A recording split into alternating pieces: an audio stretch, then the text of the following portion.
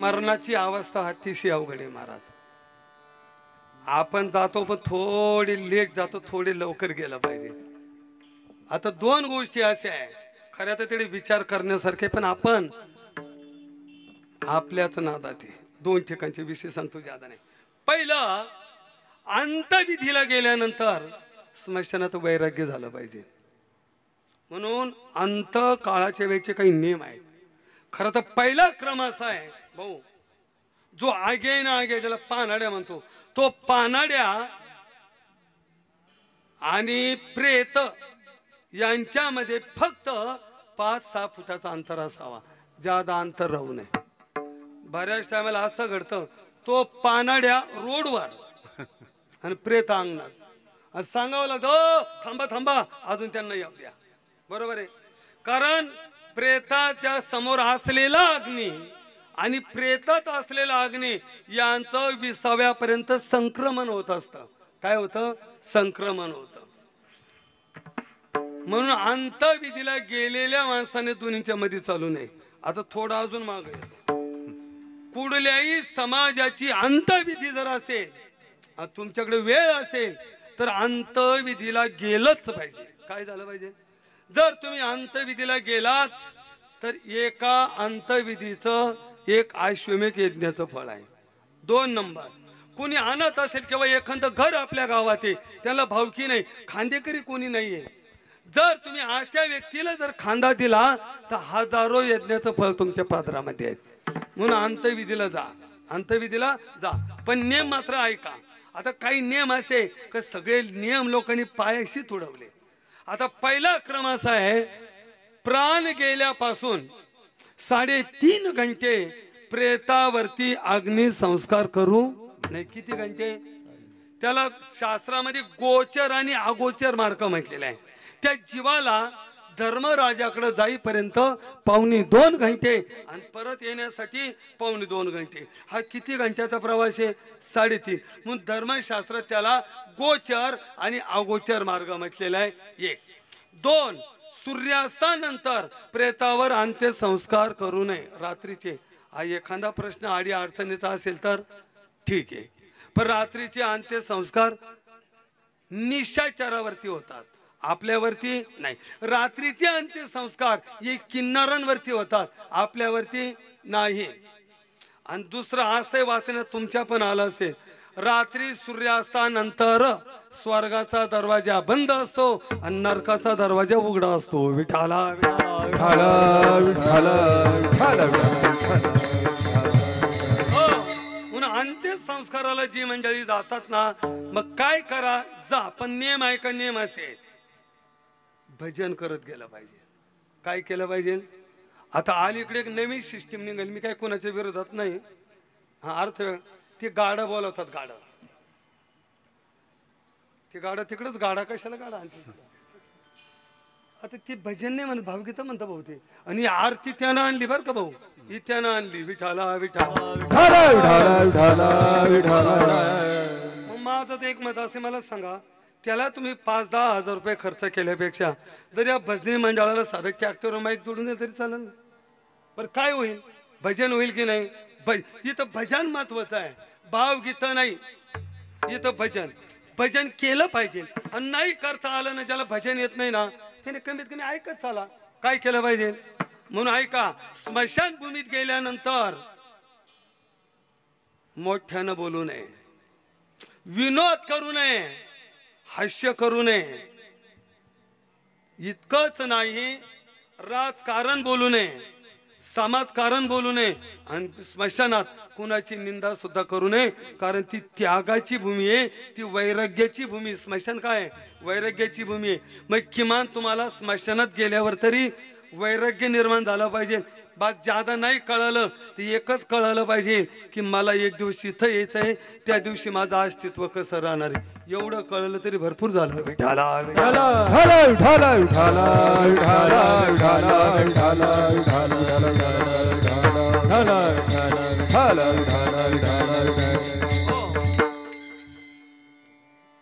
तिथं वैराग्य झालं पाहिजे. तसं संसारामध्ये माणसाला वैराग्य होत नाही. आणि संसारात ज्याला वैराग्य झालं त्याचं परम भाग्य समजावं. विठाला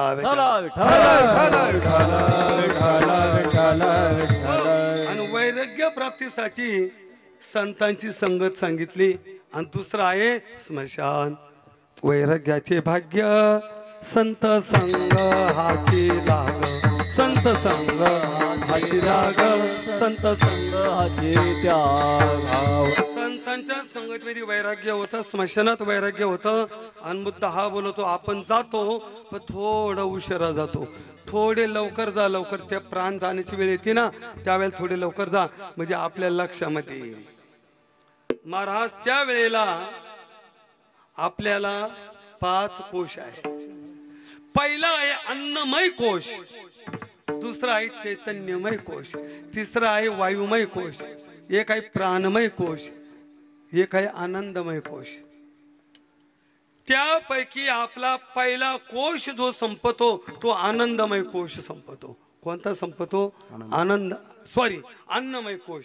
पहिला कोणता संपतो? अन्नमय. अन्नमय कोश संपला की याचं खाणं पिणं काय होतं मग बंद होतं, म्हणजे बळच चालतं. पाणी घालणं आता त्याच्यामध्ये काही नाही.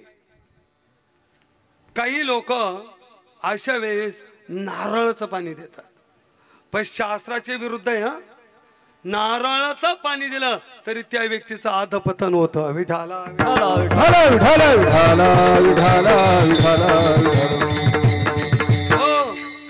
आता आपल्याकडं नाही करत ते, पण आता तुम्हाला माहिती आहे तुमच्या गावात जैन समाजाची घरं होती. जैन समाजामध्ये 21 दिवस संत्रा दिला जातो. काय दिला जातो? बरोबर आहे, संत्रा. म्हणजे 21 दिवस त्याला अन्न पाणी काहीच द्यायचं नाही. पण नियम असा आहे, नाही देता आला 21 दिवस, आता त्याची शेवटची स्टेप आहे, त्याची स्थिती ऐकत नाही, बोलत नाही, अन्न खात नाही, मग किमान अशा वेळेला तरी त्याला शास्त्रानुसार संन्यास दिला पाहिजे. काय दिला पाहिजे? त्याच्या हातावरती पाणी सोडून शेवटच्या टप्प्यात संन्यास द्यावा. आणि संन्यास दिल्यानंतर त्याला कुठलाही पदार्थ खायला देऊ नये, किंवा फार झालं तर गंगेचं जीवन त्याला टाकावं, साधं पाणी टाका, पण ज्यूस किंवा नारळाचं पाणी देऊ नये. जर संन्यास दिला आणि नारळ आणि दूध तर लगेचच देऊ नये. आता आपल्याकडे पद्धत आहे ते दुधाची जादा आहे. नाही ना, एक दुधाची शिप तरी घाला, दुधाची शिप गोटी ना, आपल्याकडे दुधाचा प्रोग्राम. आता याच्या मागे तुम्हाला एक सांगा, आता एक तुम्हाला फक्त धर्मानुसार बोलतो, पण याच्या मागे विज्ञान जडलेलं आहे. सर शेवटच्या वेळेला नारळाचं पाणी का देऊ नये, दूध का देऊ नये, याचे वैज्ञानिक कारण सांगू का? या पदार्थाने त्याच्या शरीरामध्ये कप तयार होतो. काय होतो? आणि तो कप तयार झाला का प्राण जाण्यासाठी काय होतो? त्रास होतो. म्हणून शेवटच्या वेळेला पदार्थ फक्त शास्त्राने काय केलं त्याला शास्त्र सांगितलं, पण वैज्ञानिक कारण आहे. आता याची या क्रियेच्या मागे हो, प्रत्येक क्रियेच्या मागे विज्ञान आहे, प्रत्येक क्रियेच्या मागे विज्ञान आहे. मला एकच सांगतो, तुम्ही अख्ख्या महाराष्ट्रात जा, 10% गावं सोडा. किती टक्के? 10%. पण 90% गावाची स्मशानभूमी तुम्हाला पूर्वेला किंवा उत्तरेला सापडेल. कारण काय? आता याच्या मागे विज्ञान आहे. का सापडेल? तर हवा वाहताना नेहमी पश्चिम पूर्व वाहते आणि दक्षिण उत्तर वाहते. ते प्रदूषण गावात येऊ नये म्हणून याचं नियोजन पहिलं केलेलं आहे. विठाला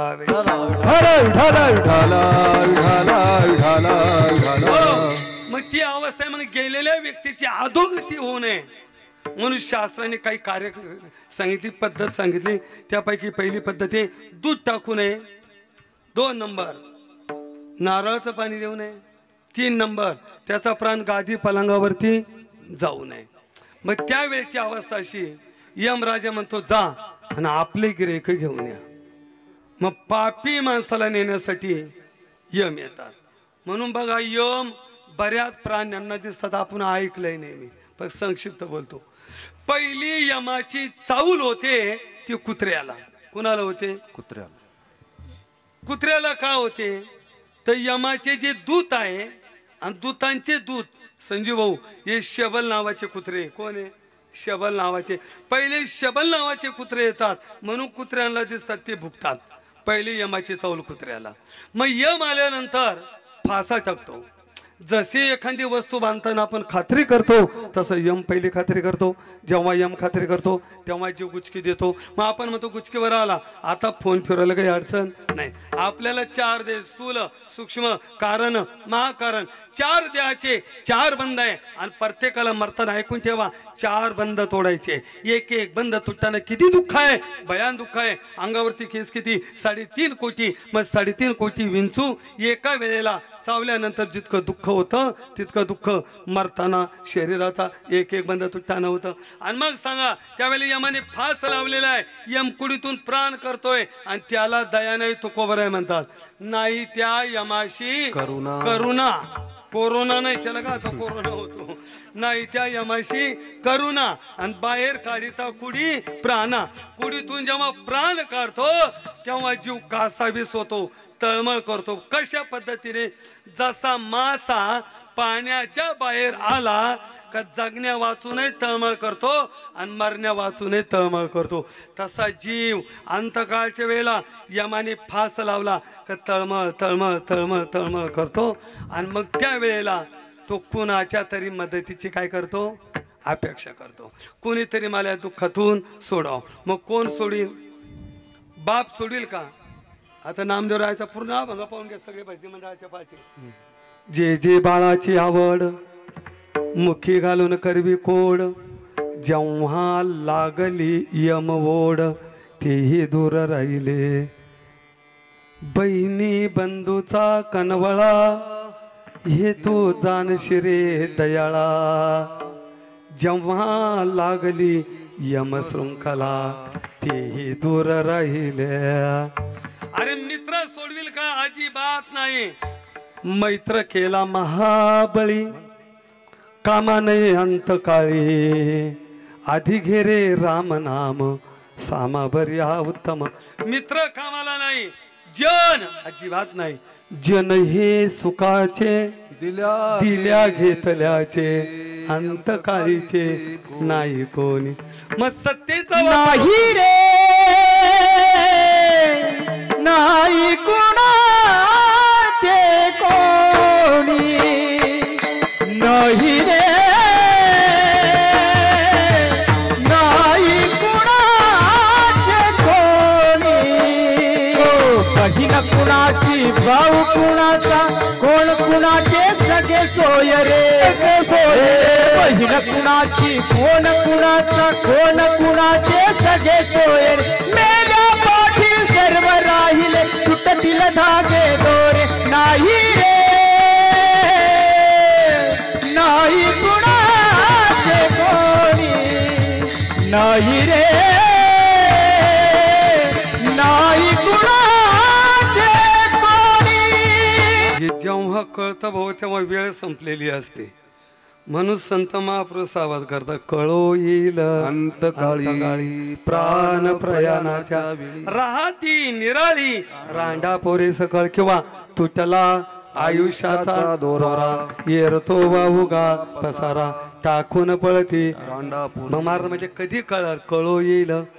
मग जेव्हा कळतं कोणी मदतीला येत नाही, यमाने फास लावलेला आहे, जीव कासावीस करतो आणि मग लक्षात येतो आता देवाशिवाय दुसरं कोणी. जेव्हा सगळे प्रयत्न असफल होतात, संकटामध्ये कोणी मदतीला येत नाही, तेव्हा माणूस मदत कोणाची घेतो? ना देवाचीच घेतो ना भाऊ. कोणाची घेतो? देवाची. मग तेव्हा याची स्थिती ती आहे, यमाना फास लावला, प्रांत निघत नाही, जीव तळमळ करतो आणि त्यावेळेला त्या कृपाळू देवाला आठवतो. तेव्हा तो देवाला आठवतो. मग आता एक साधा वाक्यात बोलतो, मला पुढं थोडं श्राद्ध बोलायचं आहे म्हणून थोडं धावतीवर आहे. मग ते देवाला आठवल्यानंतर उपयोग होतो का? त्यासाठी ज्ञानोबरांची फक्त एकच ओवी सांगतो. ज्ञानोबराय म्हणतात, गंगेला महापूर आला, महापुरामध्ये काही वस्तू वाहत होत्या आणि गंगेच्या किनारी असलेल्या लोकांचा तो व्यवसाय होता. ज्या वस्तू वाहत येतील त्यांना काय करायचं? धरायचं. एकाने उडी टाकली भाऊ, पण योग असा की याची उडी पडली आणि तिला भावरा तयार झाला. उडी कुठे गेली? आबा भावऱ्यामध्ये उडी कुठे गेली? आणि असं म्हणतात भावऱ्यात गेलेला माणूस बाहेर येत आणि आला तो जिवंत येत. पण योग तो भावऱ्यात गेला पण अशी किनारी लोक उभे होते, पाहिलं अरे हा भावऱ्यात गेला म्हणजे बुडाला, मेला, बुडाला, मेला. ते घरी गेले निरोप दिला मेला मेला मेला. आता तर मेला म्हटलं भाऊबंधांनी टोप्या काढल्या रडबोंबल चालू झाली. पण याचा प्रारब्ध इतकं बलोत्तर का भावऱ्याच्या बाहेर आला आणि त्याला एक लाकडाचा वंटका मिळाला. आता हे जर तुम्हाला दृश्य पाहायचं असेल तर सोशल मीडियावर पाहू शकता. एक तापीच्या किनारी मुक्ताईनगरची माय जंगलातून येत असताना वाघ मागा लागला. पहा तुम्ही सोशल मीडियाला आहे. आणि तिने उडी कुठे टाकली तापीच्या पुरामध्ये. पण तिला एक केळीचा खांब लागला आणि केळीच्या खांबाच्या आधाराने ती 3 दिवस पाण्यात तरंगत धरणातून बाहेर आली. तसा भावऱ्यातून बाहेर आला पण याला एक लाकडी वंटका मिळाला. बरोबर. त्या लाकडी वंटक्याच्या आधारानं तो 100 किलोमीटर वाहत गेला. पुढे गंगेच्या पोटात बेट होतं. वंटका कुठं अडकला बेटाला आणि पाणी 9 दिवस कमी झालं नाही. 9 दिवस मुक्काम याचा तिडच झाला. याचा मुक्काम बेटावर 9 दिवस आणि इकडे भाऊबंद येणं जेवणं डिजिटल लागले. कीर्तनकाराला तारीख दिली ब्राह्मण नाही सगळे झाले. आणि योगायोगाने 10व्याचा दिवस आहे आणि 10व्या दिवशी असा मंडप दिला कीर्तनकार. तिकडे ब्राह्मणाचा भात शिजला. अर्ध्या भाऊबंदाचे मुंडन झाले. कीर्तनकाराची पंचपदी झाली आणि ते येऊन उभं राहिलं ना. हो जय रे. आता काय करायचं. आता ओवी आहे का फक्त पुढे बांधले. आधी तरी दुराचारी सर्वोत्तम अवधारी आणि पुढे आहे का जैसा बुडाला महापुरी न मरतूची निघाला. मग मेला नव्हता का. मेला पण न मरता निघाला. तस आधी तरी दुराचारी. तो दुराचारी असेल तो नीच असेल तो अधर्मी असेल पण प्रारब्धावशाने अंतकाळाच्या वेळेला जर देवाचं नाव मुखात आलं तर तो सुखी झाला. मग आता शेवटच्या अंतकाळी ज्याच्या मुखाले नाम अंतकाळी ज्याच्या मुखाले नाम अंतकाळी ज्याच्या मुखाले मुखा अंतकाळी ज्याच्या मुखाले मुखा अंतकाळी ज्याच्या नामाले मुखा अंतकाळी